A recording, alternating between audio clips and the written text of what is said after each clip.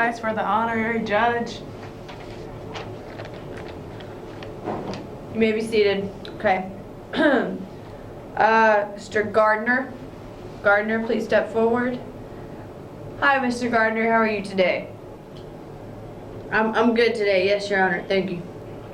Good. From what I understand, you're a wheat and cattle farmer? Yes, that's correct. I am a wheat and cattle farmer. A simple life. Awesome. And how did you get involved in this? Were you one of the arrested? Yes, Your Honor. I had woken up that morning and I had flipped to the news and I'd seen all of my neighbors being dragged across their lawns with no clothes on. They're in their underwear and their boxers, almost as if they weren't even humans. Yes, it was supposed to be a drug raid. I see, and it says here that you use the N-word all the time. Is that correct? I do tend to use that word quite a bit. Okay, and now, do you actually have any sort of investigative skills or qualifications? Well, I don't have any qualifications. I'm just a humble farmer. But out of the 5,000 people we have in Tulia, I mean, 46 drug dealers kind of seems like a lot. Right. And you said there's no evidence whatsoever? Well, they had no evidence. There was even, I looked up the police report, and there was a part scratched out, and I was able to decipher it, and it said that there was a woman that was 6 months pregnant, and it was clear that the woman being accused was nowhere near 6 months pregnant. Okay, thank you. That's enough. Thank you. Okay, next to the stand, Ramona Strickland. Yes, Ramona Strickland. That's your correct name? Yes? Yes. Perfect. And tell me what you were doing that morning. So I done woke up that morning and they took me out my house in just my underwear. Didn't tell me why I was being arrested. Just took me. Okay, and did you do what they accused you of? No, ma'am. No. And what did they accuse you of? They told me I was accused of selling drugs. And were you pregnant at that time? The police report says that the person in question was approximately 6 months pregnant. Were you pregnant at that time? No, ma'am. I only have one child. And how She's old? 6 years old. She's 6 years old? Yes, ma'am. And you haven't been pregnant since? No. Okay, and it says here you took the plea bargain? Is that correct? Yes, ma'am. I'd rather take the fine than the jail time.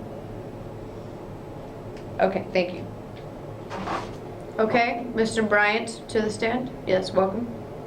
And Bryant's correct name, yes? Yes, Your Honor. And tell me what happened that morning. Cops came into my house and they just, took me to the police station and they found me guilty. And how did you plead? Did you talk to anybody while you were in prison? Yes, I have talked to my father and I have asked him what should I say, and my father told me to plead guilty so I can get less time, but I said no because I didn't do it, so they found me guilty anyways. Were there any drugs, guns, or any money actually found in the house? No, ma'am. No? Mrs. White to the stand. The date of the police report that you allegedly sold drugs to Mr. Coleman, you weren't in town for that. Where were you? It's in Oklahoma City. Okay, and do you have proof of this evidence? Yes, I have bank records. Bank in Oklahoma City says I withdrew $8. And about how long were you gone? For 2 years. And why did you come back? I came back because I wanted to clear my name. I wanted to be with my family. I didn't want to go to jail for something I didn't do. Thank you, that'd be all. Elijah Kelly to the stand. Hi, Mr. Kelly, and that's your full name, correct, Elijah Kelly? Yes? Yes, Your Honor. And here on multiple police reports, it says that you were an eyewitness to more than one, but quite a handful of drug deals alongside the undercover agent, Mr. Coleman. Is that correct? Yes, ma'am. Mr. Whitley wants me to lie about things that I haven't seen and I wasn't even there, and I refused, to lie, because who lies goes to hell.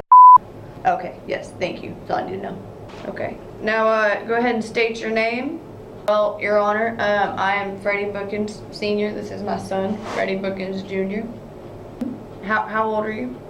I'm 79. I'm 36. Now, tell me briefly what happened that morning. Well, it was early in the morning, and there was a knock at the door, so I went to answer it. They said they were looking for Freddie Bookins. He was under arrest for selling drugs. I told him I didn't sell any drugs. They took me out to the car, and then realized that the name on the warrant was for my son, Freddie Bookins Jr. Okay, tell me what happened. Right after trial, they took me to jail. I pled not guilty, but they found me guilty anyway. And when I was released, I thought it was a blessing. I was like, praise the Lord. It was so good to have him back in our lives, Your Honor. It was unfair. He's a good boy, never been into drugs, none of that, never even done drugs. Ladies, go ahead and tell me your names. Yes, Your Honor, my name is Becky. My name's Betty. Okay, now go ahead and tell me how the trial went down since you were sitting on the juror seats. Well, that day they all came in and you could tell they were guilty.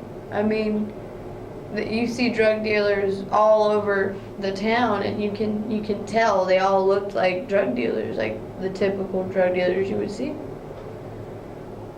Okay, and you still believed Coleman even after people accused him of lying and provided some evidence, minimal evidence? Yes, I did believe him, because, I mean, you see all these black folk running around with drugs in their pockets. I mean, they're just making babies left and right, not raising them properly, letting them run around. I mean, Mr. Coleman, he seems like a very honest person. I mean, what reason would we have not to trust him? Now let me ask you this. Would you have believed the same person if they were an African American detective? For starters, how many African American detectives do you really know? They're just not trustworthy people. I mean, I would call myself racist, but it's just how it is. There's stereotypes for a reason. I don't think I would, because you see, you don't see any of these black folks being lawyers. You don't. They don't make good livings. They make livings off of drug dealing. It's the facts. It's not racist. It's the facts. Okay, and what is your name, sir? My name is John Doe. Okay, and you are Mr. Coleman's previous employer, is that correct? Yes, ma'am.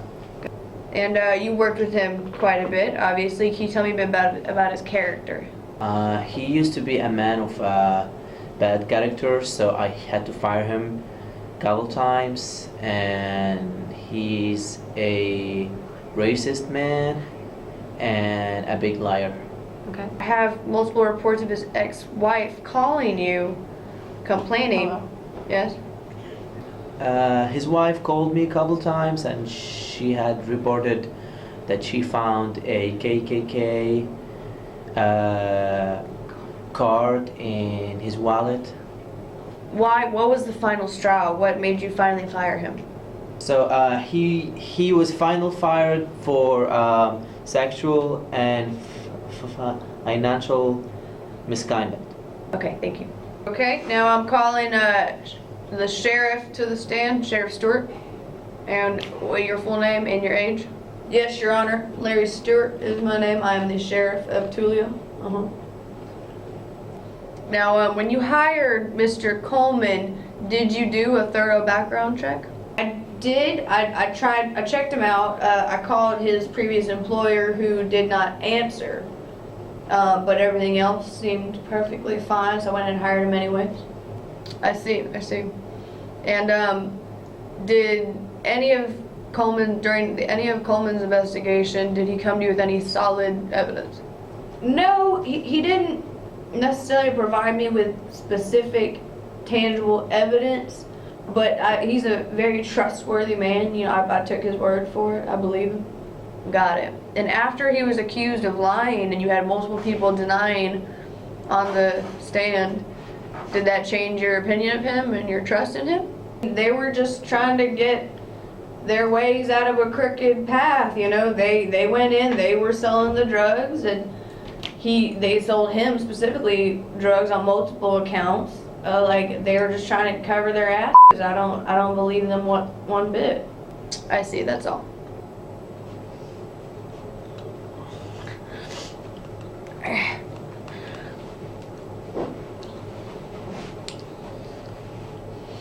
Yes, Your Honor. Yes. I'm sorry, ma'am. Who are you?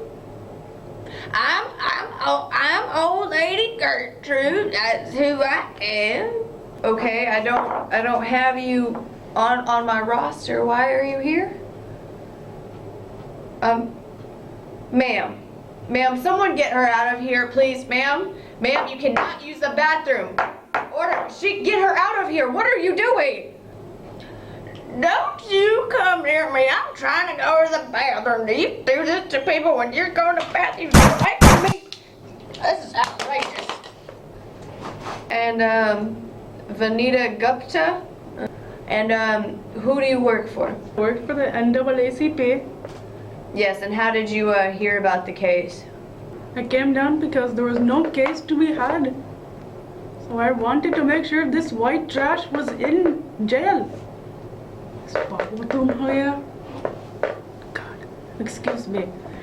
I went through all the court files, all the documents. Clearly they made up all this bullshit just to get this just to get all these black people into jail when it was all that white man's fault.